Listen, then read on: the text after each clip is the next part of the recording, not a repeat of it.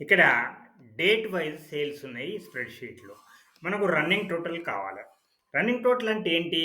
Suppose first day నాడు తీసుకుంటే same amount running total అవుతది. కానీ సెకండ్ డే నాడు ఈ 2 అమౌంట్స్ కలిస్తే వచ్చేది సెకండ్ డే నాడు రన్నింగ్ టోటల్. అదేవిధంగా 3 రోజులు తీసుకుంటే 3 రోజుల రన్నింగ్ టోటల్. మనం ఎట్లా కనుక్కోవాలి దాన్ని ఫార్ములా ఉపయోగించి? ఈజ్ ఈక్వల్ టు స్కాన్ అనే ఫార్ములా మనకు హెల్ప్ చేస్తది. Scan bracket open. First value ఏంటిది? B2 కదా! B2. సెకండ్ వాల్యూ మనకు ఎక్కడి నుంచి కావాలి అర్రే? ఒక 10 సెల్స్ తీసుకుందాము. B22,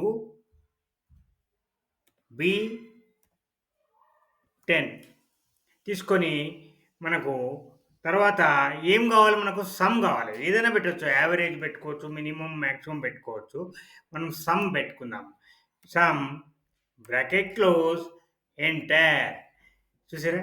ఫస్ట్ నాడే దీనికి ఇదే కలిపింది. 15,160కు అదే కలిపితే డబల్ 36 అయింది. మనము B2 నుంచి కాకుండా ఇక్కడ B1 అన్నామనుకో.